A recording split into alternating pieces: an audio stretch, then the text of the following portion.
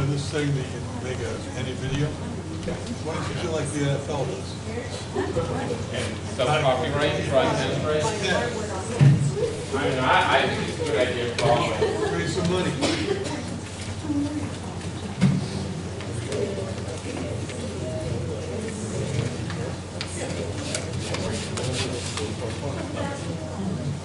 All right, good afternoon, everyone.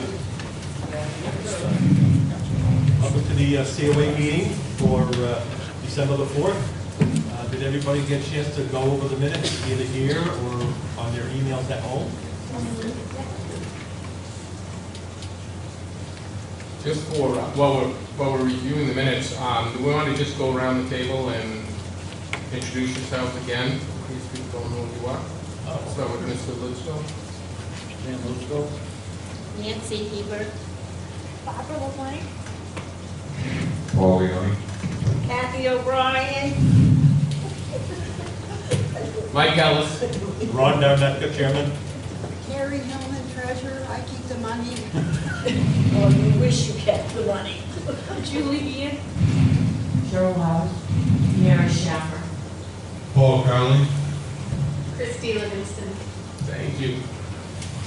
It gives us another audio record of those in attendance in addition to the record. People watching for who we are now. Very good. All right, any questions on the minutes?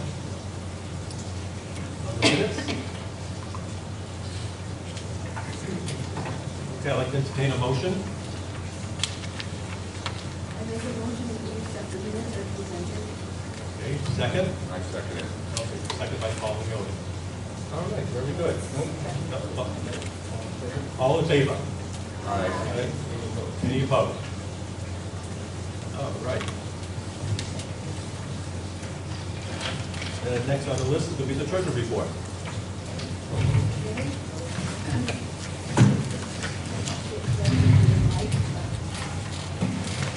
The treasurer's report is in your packet, and the first page up is page 1. The general fund is at the top. The general fund is at the top of that page, and everything, I've gone over the figures, Mike and I have done a bit of time together, just going over the figures. And everything seems to be in good order. The top part is the salaries, and then the bottom part is expenses. And remember, this is the money that comes to us from the city. This is our general fund, and this is where we can spend the money out of on general fund. And this comes from the city budget. Are there any questions at all about any of the items, anything, money that was spent, anything at all? I want to just point out one particular line item in the general fund, and that is repairs. Repairs and maintenance. We're at about $9,300 of the $13,000 budget, and we're not halfway through the year yet. So we've had some extraordinary expenses. The generator, we're trying to get our generator fixed. The circuit board is gone. That's included multiple load tests. Our anticipated expenses just on the generator are about $7,000. We have $3,000 in equipment purchased for Waterford and about $700 in recycled material costs from Waterford. That was all the lighting fixtures that were removed that we had to dispose of the fluorescent bulbs and the ballast. The $3,700, that'll be a line item transfer between the Waterford Street School Improvement Project account and ours. So that'll be reimbursed. That'll bring us back down to about $5,500. And of that $5,500, I am asking for a supplemental from the mayor and city council for the extraordinary generator repairs. But I'm not going to do that until probably the end of the first quarter of 2024 or the third quarter of our fiscal year, just to see where we're standing with regard to surpluses in any of the other operating accounts. If I have a surplus in another account, I can transfer it in there to recoup any of the deficit from another account. But and we usually do a lot of year-end transactions for the board that has reviewed this in the past. So that's And we're gonna be able to recoup a little bit of funds. We applied some of the bills to our 2024 budget that were actually part of fiscal year 23 and were encumbered. So if you look down at the bottom, there are 4 accounts: encumbered repairs, utilities, professional development, office supplies. We can recoup some of our FY 24 in those line items that were legitimately 23 expenses. But that's a paper transaction. I think we're still looking at about a $5,000 deficit in repairs. I'm going to answer Paul in 1 minute. I just want you also to know that we have $9,000 in expenses. We anticipate another $16,000 in expenses. That includes our Otis elevator costs.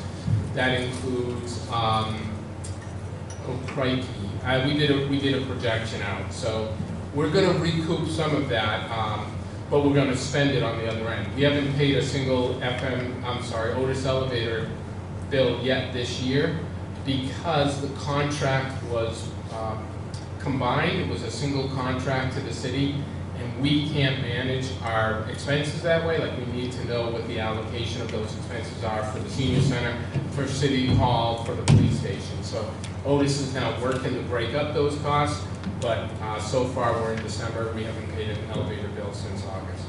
Paul? Are there any recurring expenses in Waterford that fall on our shoulders yet? No, none. Actually, so Waterford in and of itself has its own project expense budget that was approved by the City Council and Mayor. So these expenses that are now in our budget, we'll be able to transfer back into that. And there are no other costs, like we're not paying for plowing or electricity or heat or any of that. That still falls under the general city budget. So that's under the mayor's office. Regarding the elevators not having paid anything since August, are we gonna owe that as back pay? You know, we're gonna have to catch up on it later on. Yeah. So the elevator contract, generally, it's about a $200 or $250 monthly recurring expense for the maintenance contract, and that allows for those quick in and out repairs that have to be done. We haven't paid that. I'm a little bit nervous that we're going to have some kind of an event on the elevator and not really be paid up to date on our contract. I will give a lot of kudos and recognition to the purchasing department that's really been working with Otis hard to get the contract issue resolved. A little bit more info than you need. The Otis elevator contract is actually a state bid contract. We're riding on the tails of that state bid. And that happens in the Commonwealth of Massachusetts more often than doing a separate bid. It's a state contract, and they propose a rate, and people who want to get in on that can. The problem is when we went in on it, the contract manager for Otis, again, combined all of the expenses, thinking that it would be just paid out of like the mayor's account.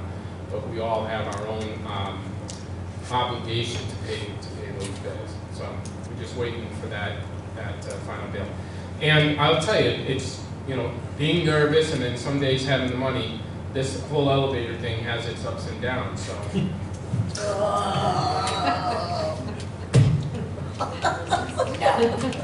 you not catch that? I want to go back to the generator. Stan, you want to use the mic for me, please? Because we can hear you, but the camera can't. The camera can't? No. Nobody can, because I have Goes it up, wrong. yeah. Well, look, it goes up. There you go. Okay. I've got a question about the elevator, but not the elevator, the generator. Yep, We're repairing the generator here. yep. We have a generator at Washington. We do not yet, and that is still ongoing. And let me explain, like the generator here serves a purpose, so we can't really not have the generator here. We have 10 to 12 refrigerator units, freezer units that are hooked up on this site. The generator also provides the lighting and the heat startup for our boiler system, essential to operate a warming center. We are the city's warming center, so it's important to have that generator up and going in the event that there's a community-wide loss of electricity, for example. We would be able to be a shelter, and that is our purpose for having the generator. We looked at moving that generator, by the way, down to Waterford Street, the existing generator here, moving it, and at a cost of about $20,000 to $25,000. There has been some discussions already with groups that purchase and install generators. The city has reached out to get some proposals, and we have, again, ridden on those coattails and have found out that additional $20,000, we could upgrade the generator size at Waterford Street so it covers the entire building rather than just the emergency electrical service for the refrigerators and freezing units. That's a whole nother convoluted story that we'll get to in the update, but not unknown, just it makes things a little bit more complex as we look at the electrical system. So that's what I was getting at, but I think this generator would handle that better. Absolutely not. No, this generator barely handles this building, although I will say they, I think a brilliant move, they oversized it, so we're able to put on emergency elevator service on that generator. Now, most generators for this size building, they would not have incorporated the elevator, but they did in this case. I think the other benefit, every 364 days of the year, I absolutely belabor the point it's the slowest elevator in the universe. Tell people to pack a lunch, to go upstairs, that kind of stuff. It is slow. But the reason it's slow is because of the service legs connected. It's a 3-leg elevator, we have 2-leg service. Doesn't get quite the power it needs to go flying up and down, which we really don't need, being funny for a senior center. But that also then reduces the load the elevator takes that allowed us to put on the generator. So that's a good thing at the end of the day. Yep. When we're down there, we're not sure that the mayor was right on this. We're not sure whether or not the capacity at Waterford Street can handle what it is we need to do. That's the actual switch in electricity going in. We have some engineers that have been retained to look at that issue for us. Once that issue is identified, we can move forward with the generator because we'll know what the service is. Right now, the service is the 800 amp. That's a small service in today's world, conventional world for a building that size. And we've added a lot of demand on it. We've added 20 heat splits on the junior high side. We're going to be putting 10 heat splits on our side, plus an air exchange system. We've added capacity to provide resources for all of the refrigeration, and freeze units. We've had to increase the draw on that. So we're either coming close to or at capacity on the existing switch without doing the additional work we have to do. So we think we're going to have to upgrade the service and the switch, that's why we have a big budget now to do exactly that, because the mayor and the council recognize there may be a need to do that additional work. Can I ask a question? Sure. On the generator and all that, we don't know what's going to happen to this building once we move. Are we going to use the Water Street School as a warming center also? It is. So, yeah, I don't know the answer to that. That's the $1,000,000 question. If they put in a generator large enough to serve the building, then yeah, that will become the city warming center, as the senior center has always been. And by the way, we have a 2-phase warming center protocol in Gardner. When the schools are closed, the schools are the primary warming center. So the junior high, the high school, the new elementary school. However, if you remember during the ice storm, the schools were in session. We were trying to use the middle school in combination. It didn't really work. And the senior center was actually used as a warming center for all of the responders. So all of the utility companies, the city employees and stuff like that, this was the center. So it's 2-phase. In the event that the schools are open, they have the electric service and ability to do that, but there's some other issue, the senior center becomes the primary warming center. One little caveat to that, if you remember the last 3 years, we've had at least 4 series of warming center days, minimum of 2, sometimes 3 days each season here at the center, where there was some kind of catastrophic loss of power in the community that we were able to do. Now, we didn't have 1 million people here, 6 or 10 at the highest. That's not true. Last year, I think we had about 14. But we also had a number of volunteers here that came to serve with us.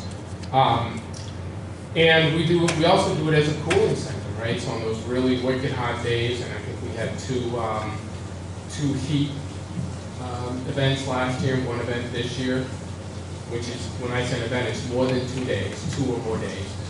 We were the cooling center. So You know, that's what we're looking at, that's the concern we have, not concern, that's our plan. But we'll look and see whether or not that plan can be effectuated, and if not, the city will just pivot and use one of the other buildings as a cooling and warming center.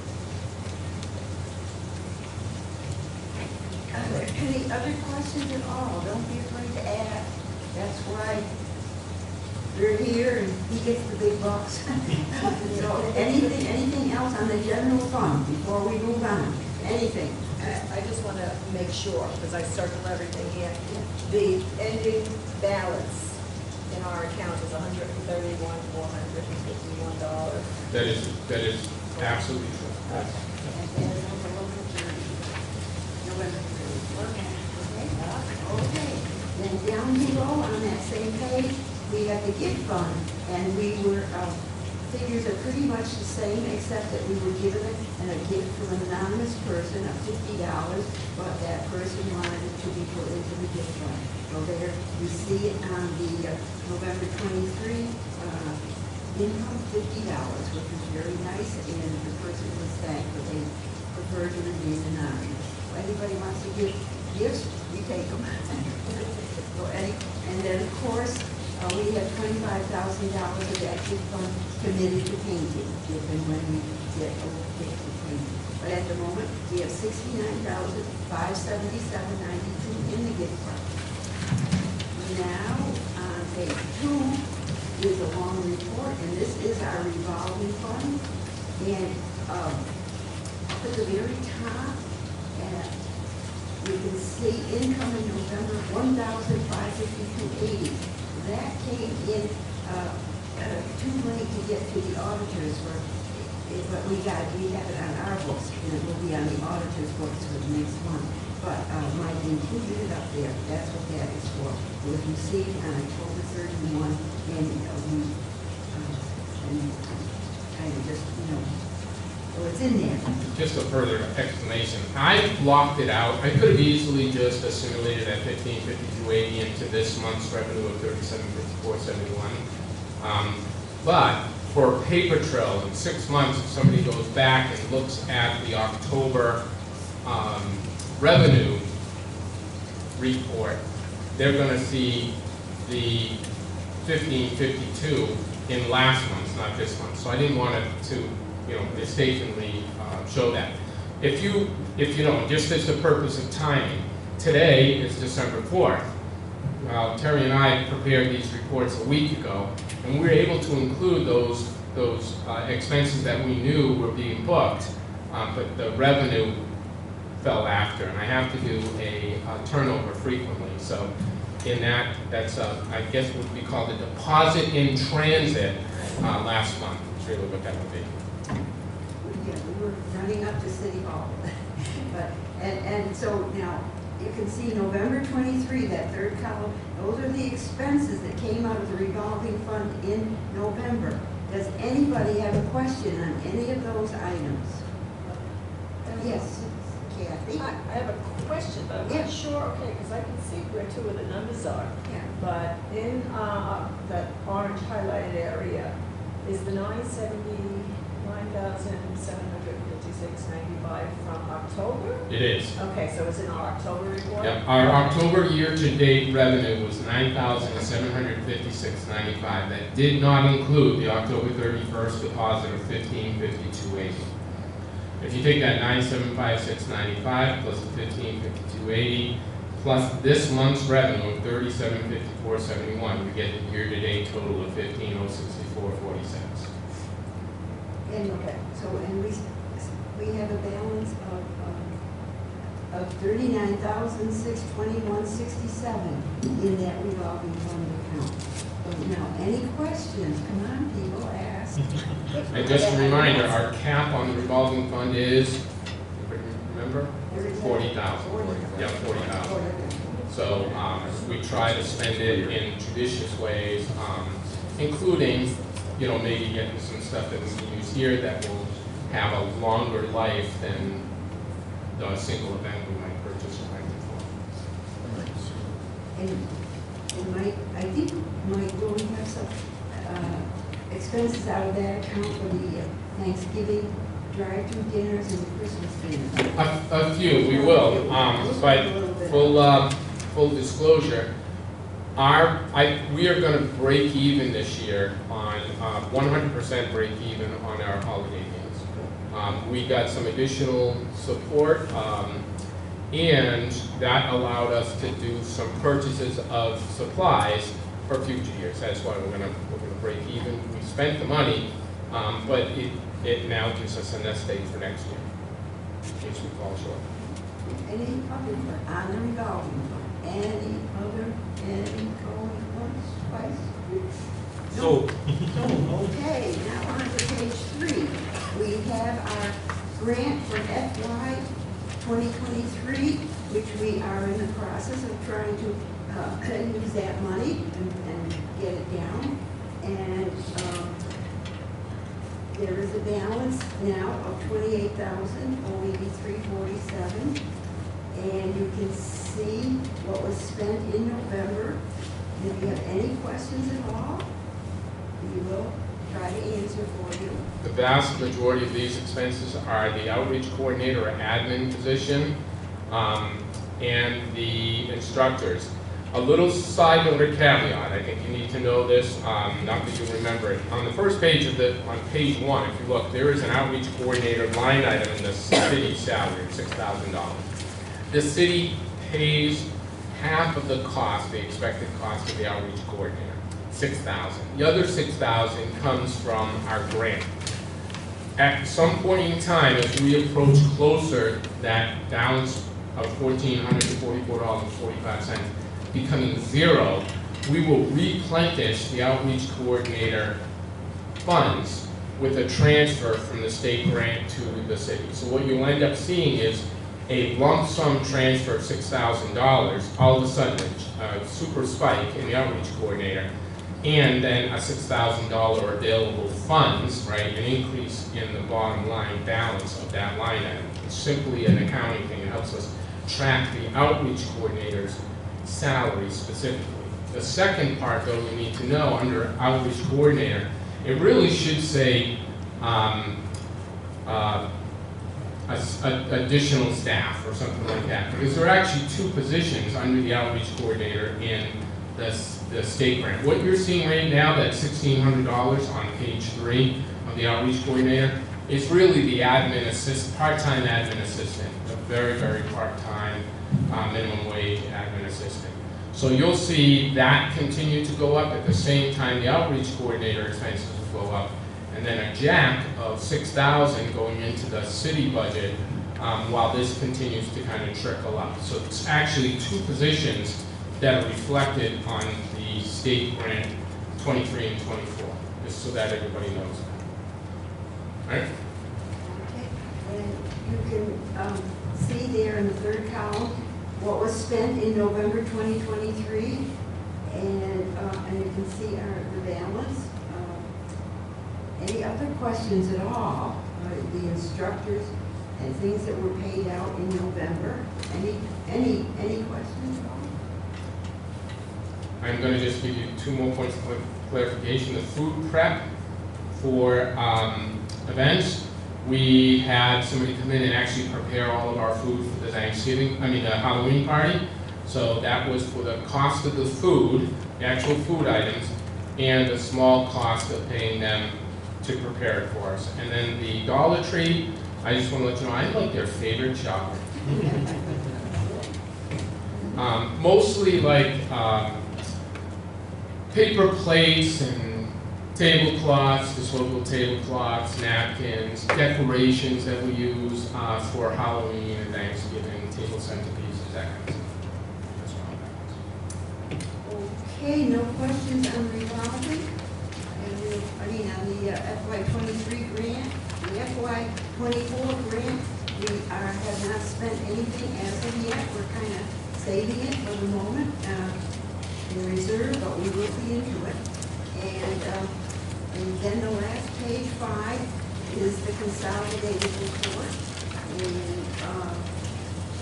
you can see that we have a balance of $106 106,076,87.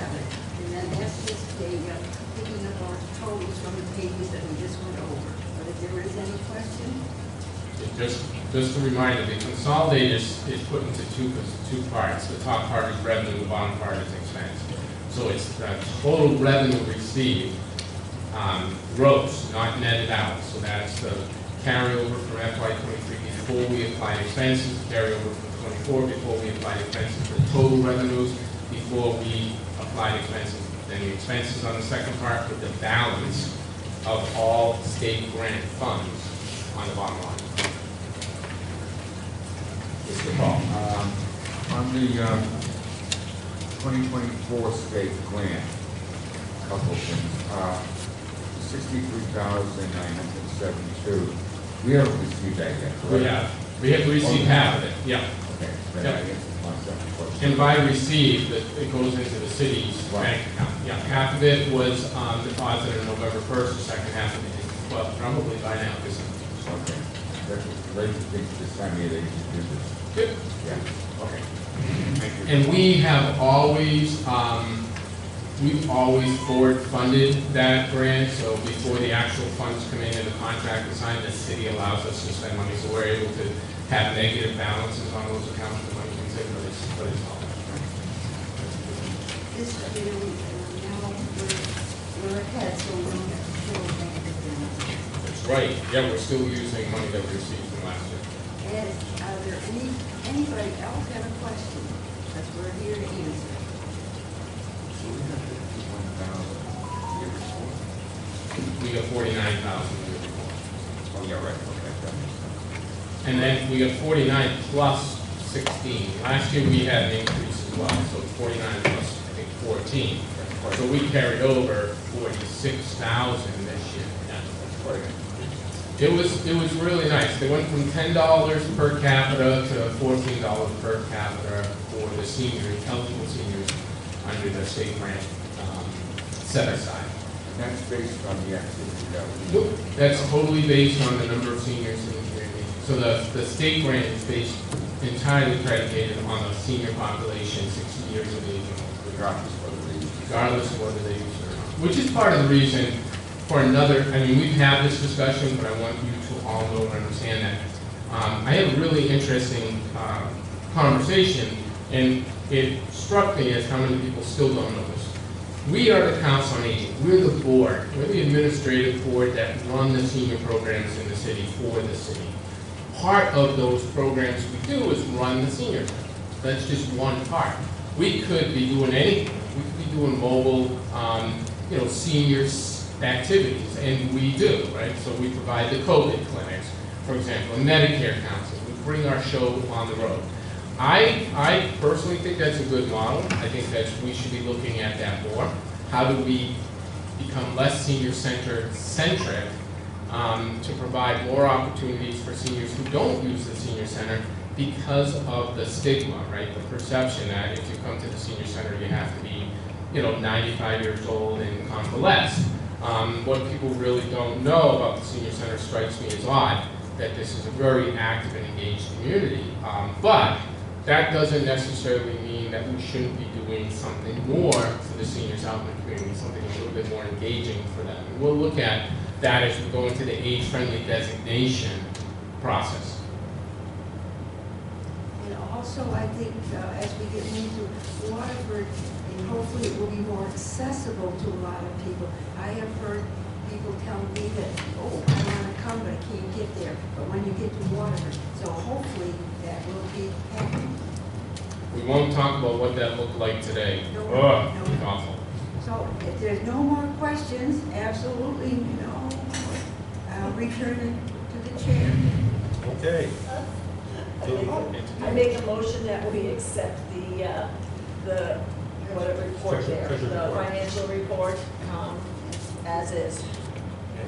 Can I have a show of hands approved? I'll second. Oh, second, okay. Any discussion? Any discussion? Okay. All in favor? Aye.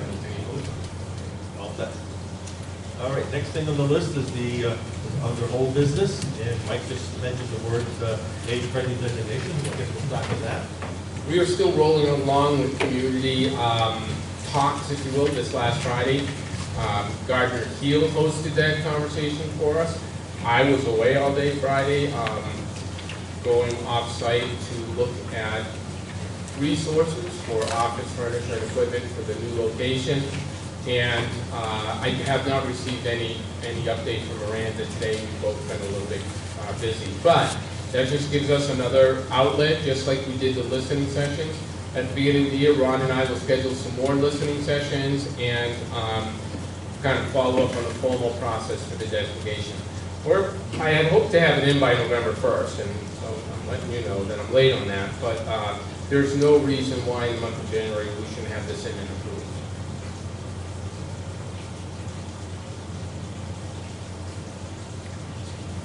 Any questions about HVAC? Okay. Next thing on the list is the Walker Street facility, our news update.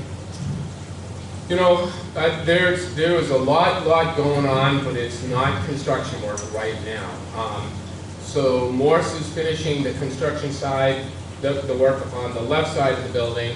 On the right side, we're still in the throes of engineering work. So we have retained Ty and Bond to do a few things for us.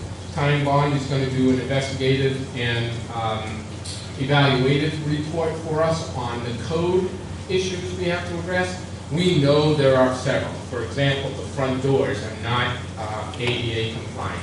They're 28 or 30 inch doors. They have to be 36 inch doors. We know we're going to have to change that hardware, both in the main door and in our side door entrances. Similarly, we're looking at using 2 of the egress doors on the preschool side as primary entrances.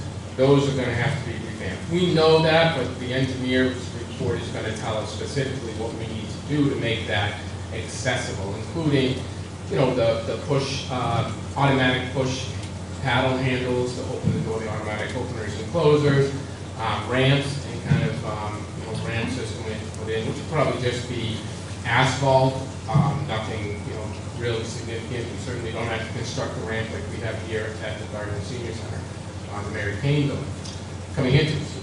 So the engineers are looking at 2 other big issues for us: the structure, because we are working on putting heat splits in all of the classrooms. The best place to put those heat splits would be on the roof.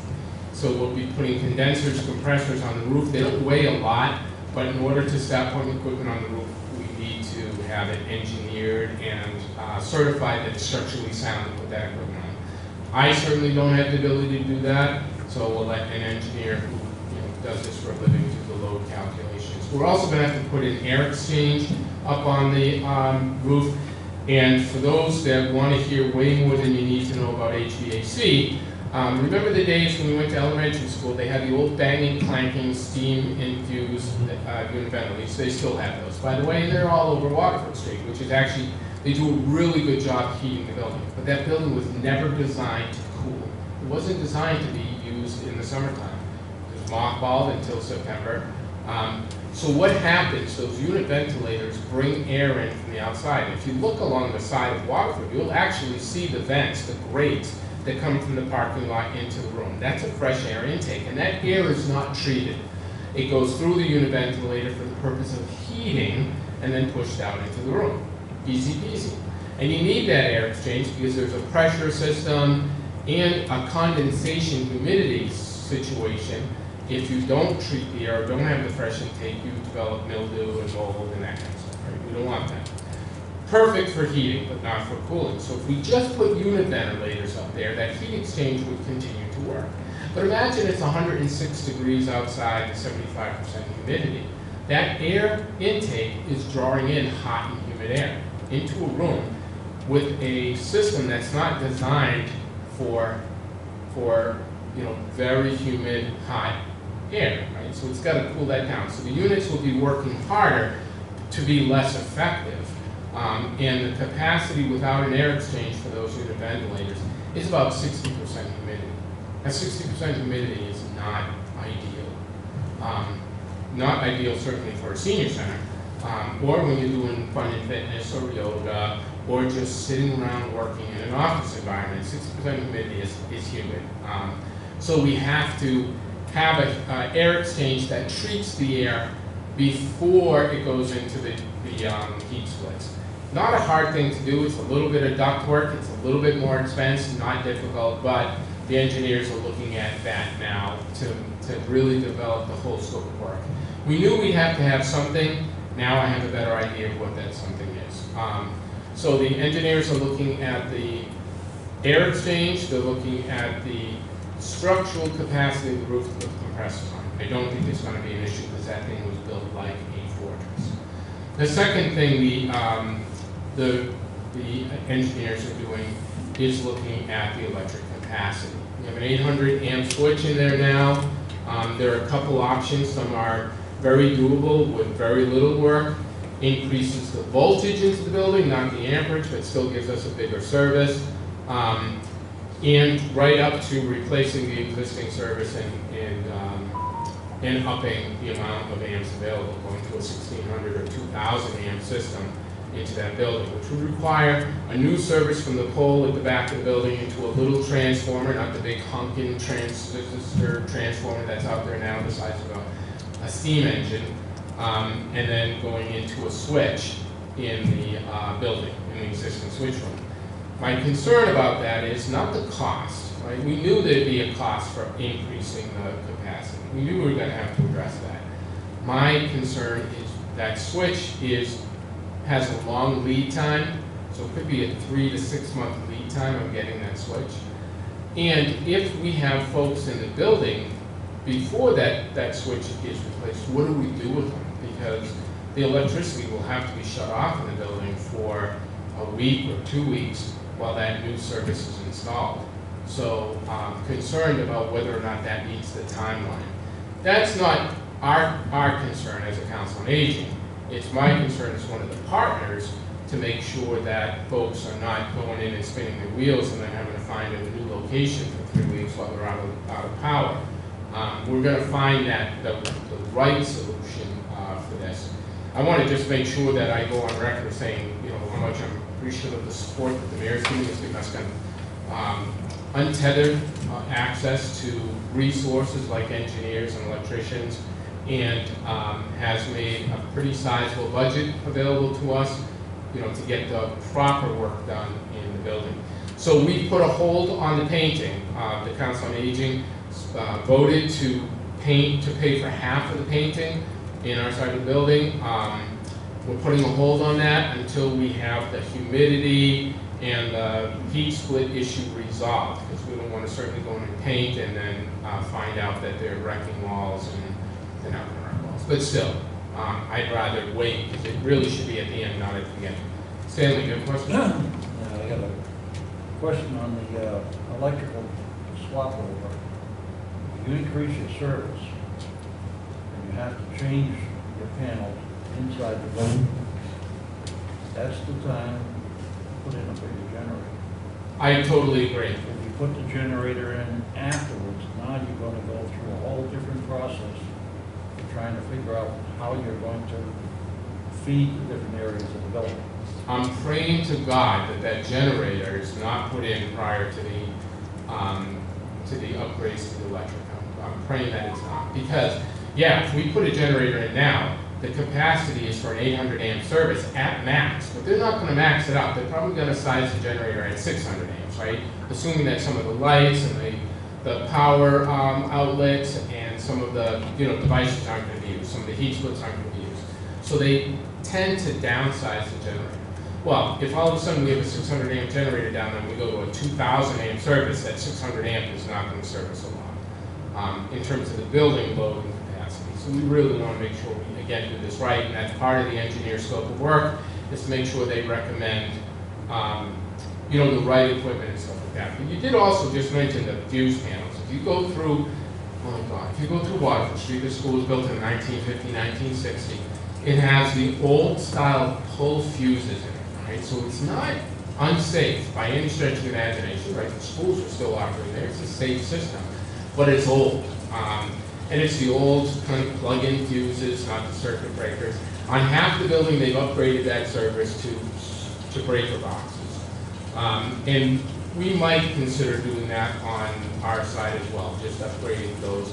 Because there's the big panel, the big switch, and then there are sub-panels. And there are probably, I don't know, crikey, I think I counted 6, maybe 8 sub-panels in the building. Half of those have been switched out, so the other half haven't. And if we're going to do that, why not replace those sub-panels with the proper, up-to-date circuit breaker? It's easy to use, easy to manage, a little bit more familiar to young folks who don't know what a fuse looks like. Paul? What powers the generator? Gas. Yeah, gas. So the beautiful thing is we've already cited the location of the generator. It's right next to the service entrance for the electricity. The gas comes right in the back of the building. The electricity comes right in the back of the building. The big transformer is already there for the existing utility service. All of our utilities flow right in from Warren Street. So that's a really good thing. The gas line is there. Just I say we cut into the gas line. I don't cut into any gas line because then they're explosions, so I'm not doing it. But somebody who knows what they're doing will cut into that and be able to put in the generator pretty easily. Yep. Any other questions on Waterford Street? Right. Oh, settle back, ladies and gentlemen. Loosen those shoes. We're in for the long haul today. Last month, I gave you 15 minutes extra. I'm taking it back. I don't yield my time. First of all, I just want to say right out of the gate, thank you, Christy. So on not a short notice, late last month, before this one, I need someone to help do the gingerbread contest, or the gingerbread making part of the contest, and Christy and her staff, Kathleen, came and hosted that event, which was really a lot of fun. It was really good. You can see some of the creations. There were a couple that had major code violations, and the buildings were destroyed for the safety of the gingerbread men that lived in them.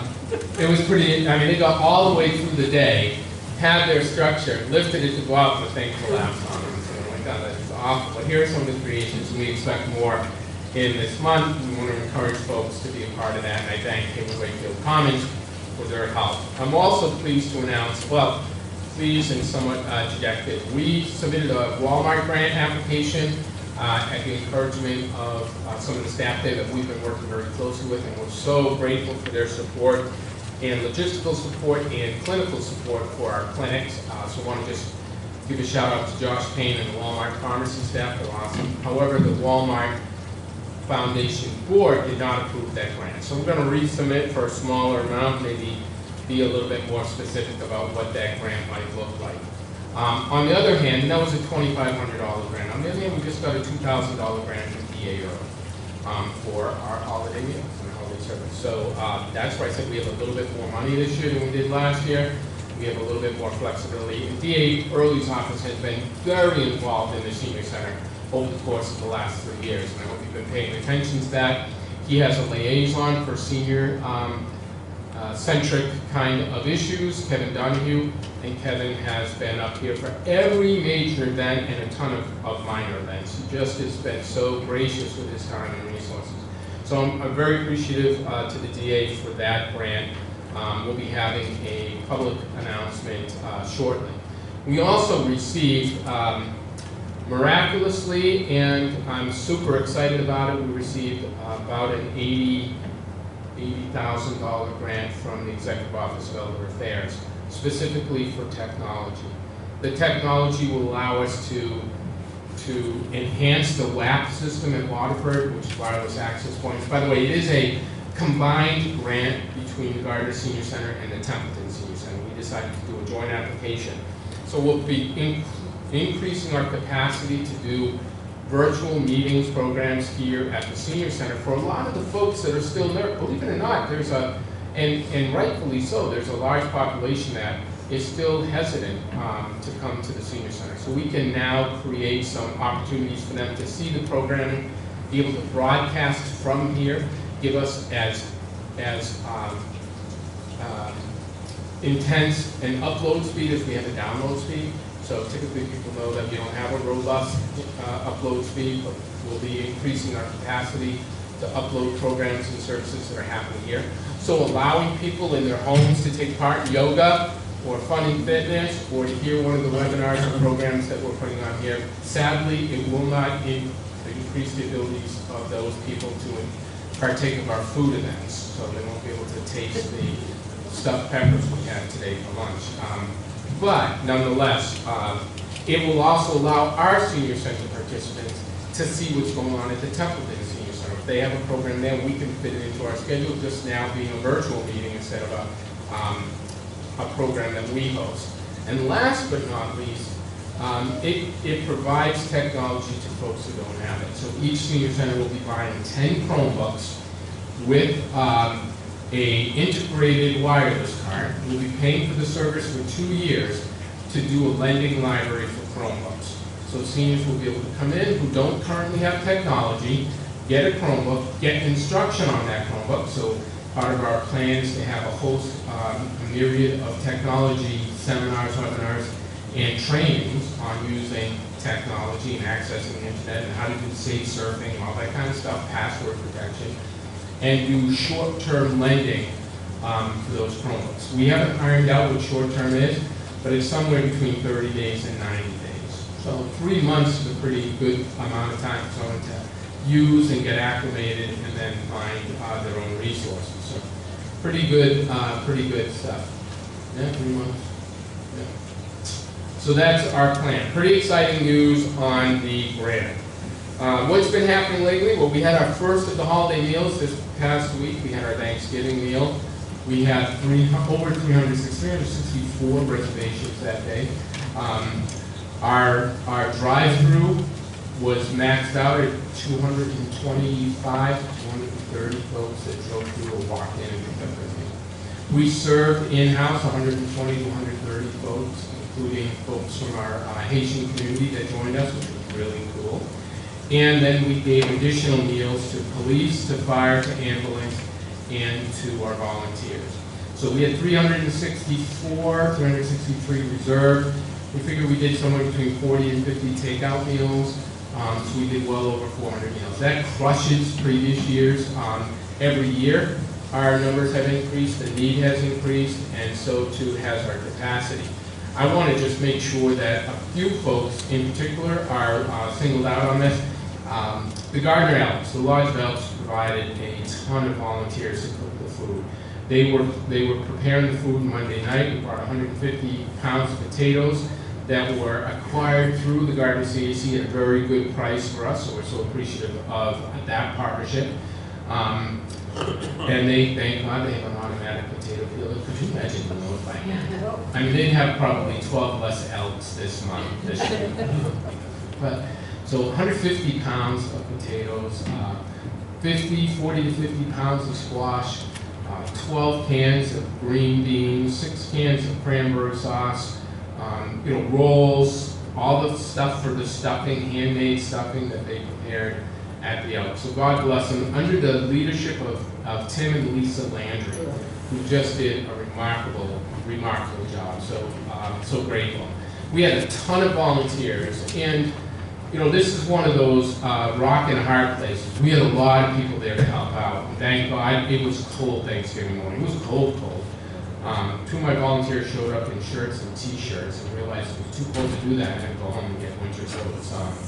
It was cold. And we had 25 people outside stopping traffic. I think it was the safest year we've ever had because we had people that were actually monitoring cars and nobody was running out on the road and stopping traffic. So I was so grateful for that. Next year, if all these people come back, we will most likely go back to doing meal deliveries at home. So we used to do 100 meal deliveries, 120 meal deliveries. I think that's not going to be in addition to, because you'll see a lot of folks that are currently doing the pickups will just prefer to have them dropped off. There are some challenges to drop off, and one of my peers, Julie, in terms of safe food handling, knows this concern. When you're making food that early in the morning, you got to keep it hot. You got to keep it at 140 degrees for no more than 4 hours. So after 4 hours, it has to be discarded. If it goes below 140, it has to be discarded. The cold food has to stay below 40, it has to be discarded. And so there are some logistical issues. When you're giving people gambros, and you're saying, take this cold food and this hot food and make sure it's delivered within 45 minutes. That has its challenges, and there's no way to really monitor that. So we're going to try to figure out, in the past, we've let people to bring the gambros back 3 days later. We'll probably make a condition of driving that you have to bring the containers back right away, so we have a good idea of how that food is. And then the other concerns we have are, you know, if people are handling food and sometimes packaging comes undone, are you still delivering that food? Because you really shouldn't. And, you know, how do we build in extra capacity in case a meal drops or somebody, the container for the salad opens and somebody's thumb gets stuck in there? Or should they be wearing gloves and that kind of stuff, and masks? So it really sounds like a lot of overkill, but it's nothing more than we do here. We do all of that stuff here. If we touch the food, it's discarded. If it falls on the floor, one of the staff eats it. It's not served. We don't serve it. So, you know, we want to make sure that that's done. We have the Christmas one coming up. We have 190 people already signed up for Christmas, and we're, you know, 2.5 weeks out on that. So I imagine that's going to be pretty robust. We buy a lot of the packaging materials and stuff to get it out. You know, we containerize everything. But the food and the turkeys, so we did 23 turkeys this year for Thanksgiving.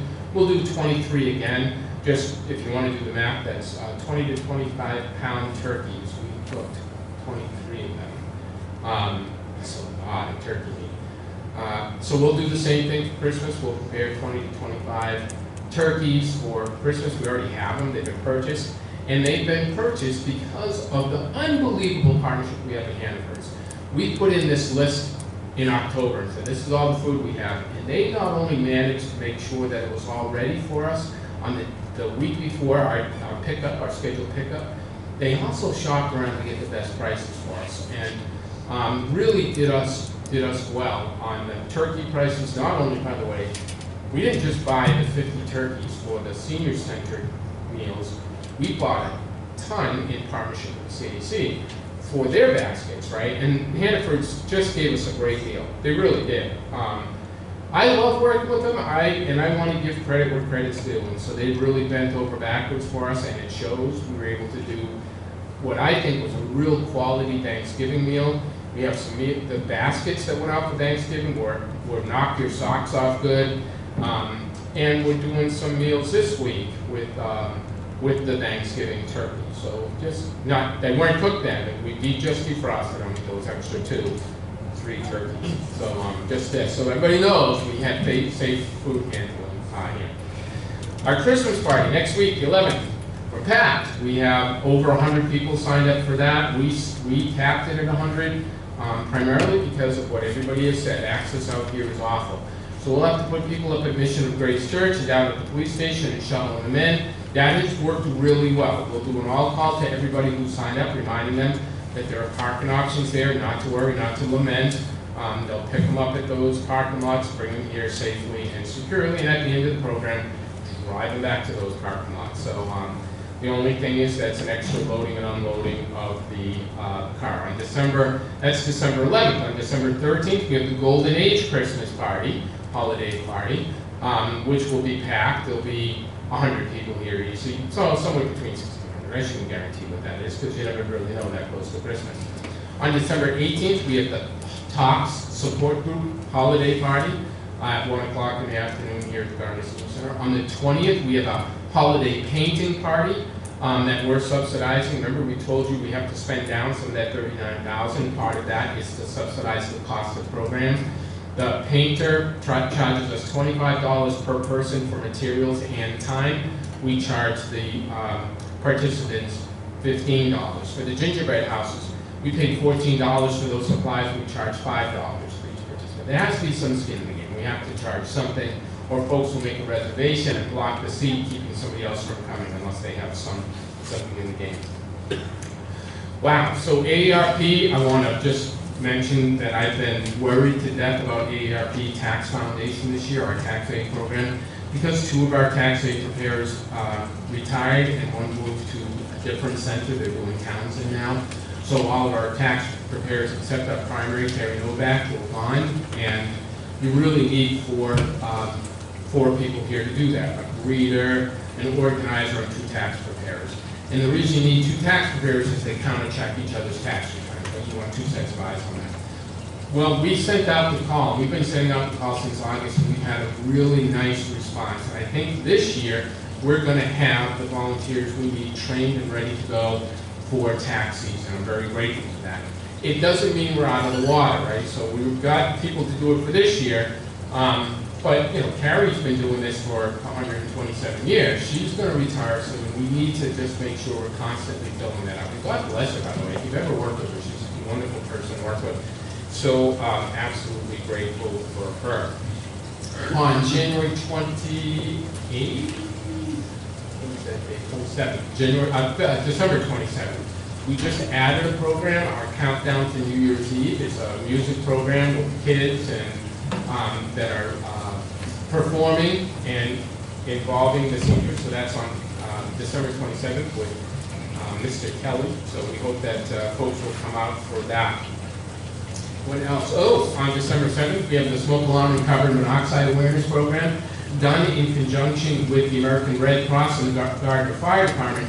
We're having seniors here to hear about fire safety, smoke alarm safety, carbon monoxide detector safety, how to check those devices, and identify folks that may need a new device in their home. We don't want seniors climbing ladders, putting new devices on their ceiling. So, in addition to giving them a new device, we're installing them as well. By we, I'm saying the Gardner Fire Department, not me at all. Gardner Fire Department, no we, them. Very, really cool program for folks in our community. I think that's it. Our Sing-Along Festival is Wednesday, so we hope that you'll come and join us for that. It's just an afternoon of singing Christmas carols, drinking eggnog, eating cookies, and just having a good time with each other. It's really meant to be a social engagement.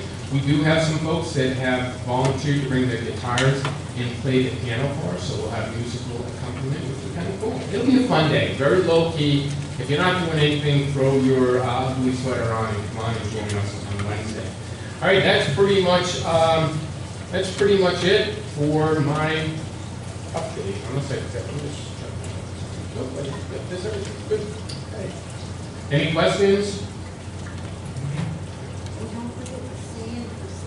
Sand for Seniors program, we're doing that again this year. The Rotary Club of Gardner has always been our partner in Sand for Seniors in providing a 5-gallon bucket of mixed salt and sand to seniors who may need it for the winter season.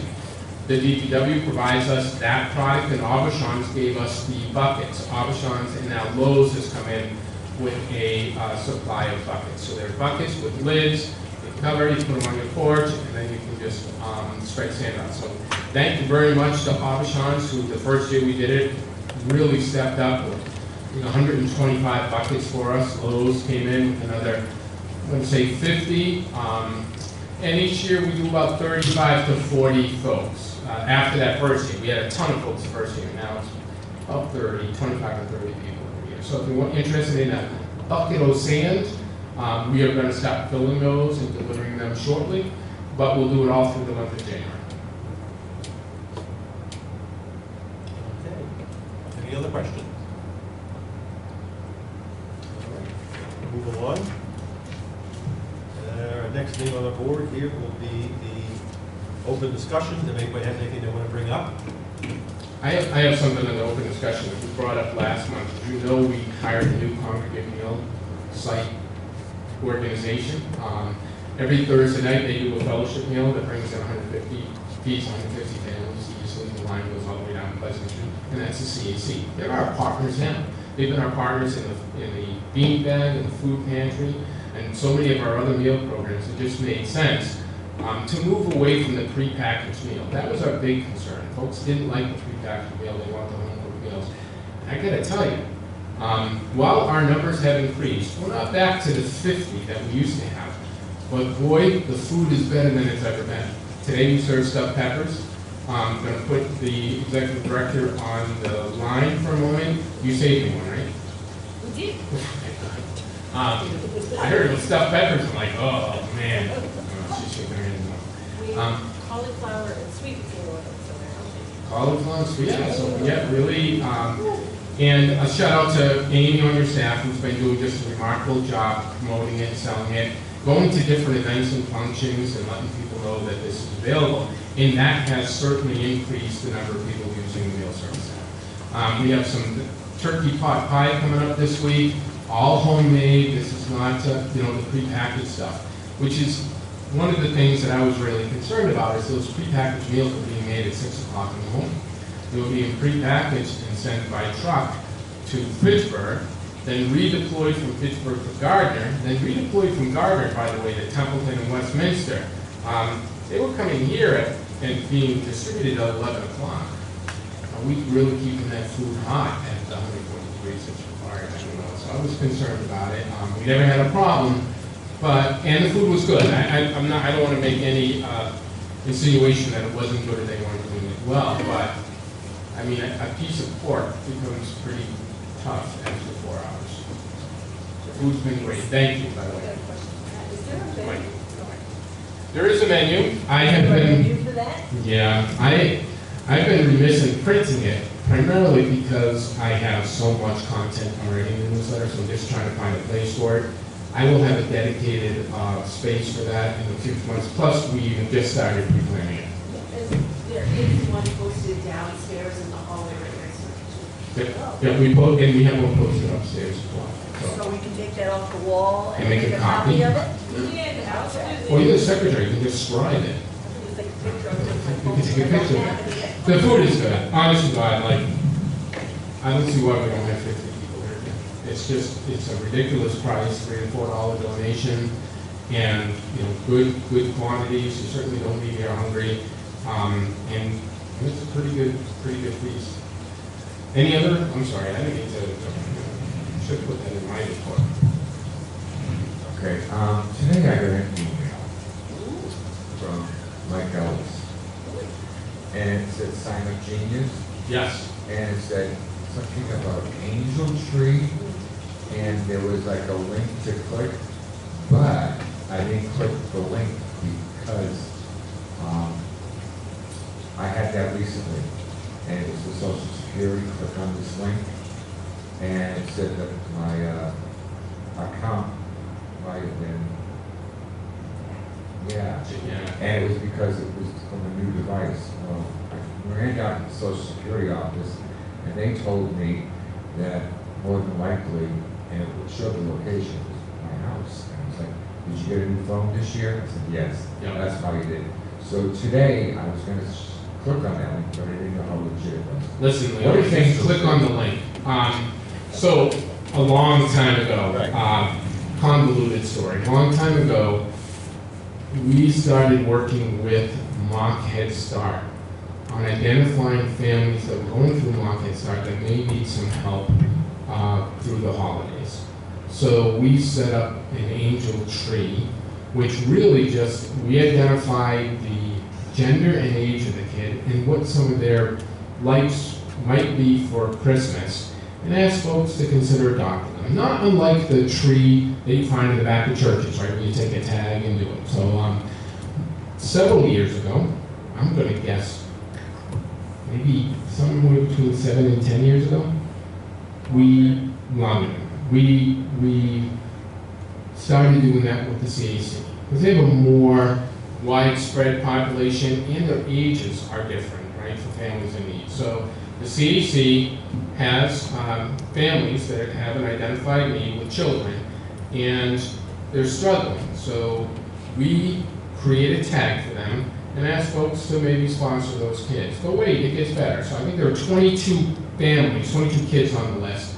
But there's a whole lot of other need. And I think that's one of my biggest concerns is that people don't understand that even though the 22 kids might be sponsored, there are still 600 kids in this community that have been identified as families that need some help during the holidays. So we included some other items, Paul, just for your edification.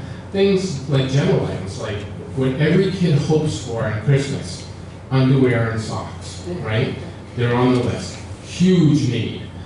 Winter coats, huge need. Winter boots, huge need. Diapers, unbelievable, just, demand for that. So what you'll find on the age tree of the 22 kids, you'll find 5 items from Healthy Families, which is another organization we partner with, for diapers. And by the way, you say, well, why does the senior center partner with Healthy Families?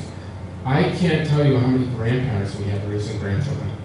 I mean, I can't even count on both hands anymore how many of them said, hey, we're now taking care of our 4-year-old. We haven't had a 4-year-old in our house in 57 years. Now we're dealing with, every day what we do.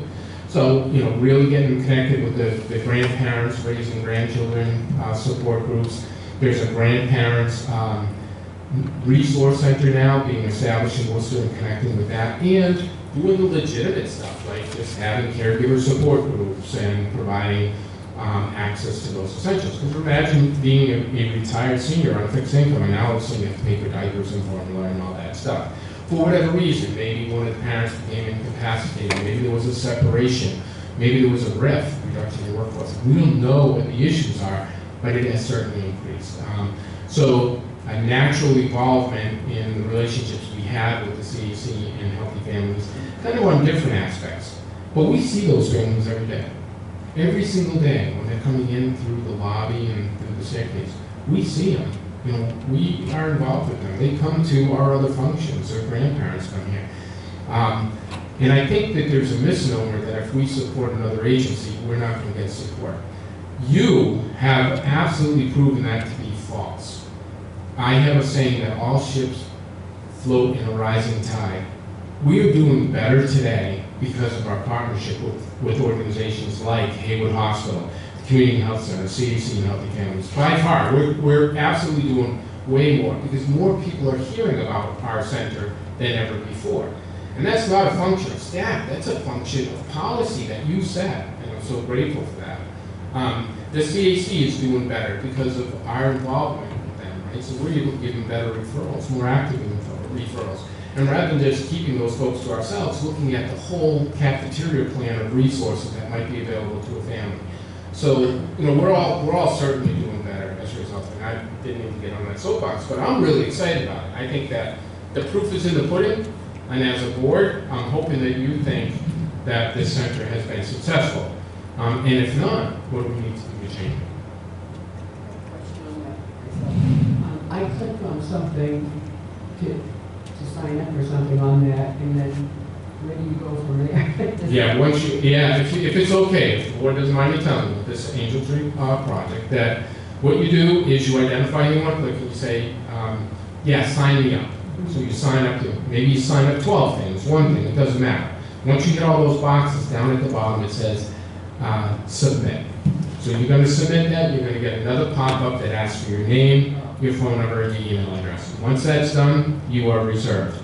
You can go in and delete it at any point. If you decide, no, I don't really want to do this, you can remove your sponsorship, your support of that kid. By the way, there is also something really good about, cool about putting the Angel Tree event in a senior function. Because seniors love to shop. And they love to shop for little kids. They really do. They're excited about going out and buying clothes for a 2-year-old or Legos for an 8-year-old. They love it.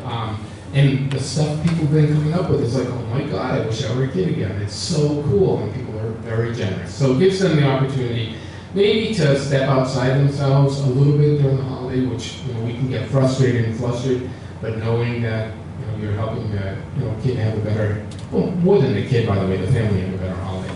So it's pretty cool. If you have a problem, we always say if you have an issue, you can call the CAC, they'll go through the process with you. Certainly I will go through the process with you. I love Sign Up Genius. I think it's one of the easiest ways to get a lot of community support quickly. Thank you, Cheryl. Did I answer your question? I think so. Yeah, it's pretty easy. All the way to the bottom. All the way to the bottom. Because it's a long list. Yeah. If you just click, you assume something's going to happen, but you have to go down and tell it to go to the next step. Yeah. Any other business? Quiet group today. See, I told you I was going over 15 minutes, Ron. No problem. I did. Anybody else have anything they want to bring up? And Okay, I just want to, this is our last meeting for the year, and we will be back till after New Year's. I want to wish everybody a happy holiday, happy New Year. And we'll see all of us back together on January the 8th at 2 o'clock. Really important reminder that Monday the 1st, which would be our normal meeting day, is a holiday, so we'll be a week later. All right. All right, see you all on the 8th. I'll make a motion. Okay, motion made, okay, seconded? Second. Okay, all in favor? Aye. Thank you.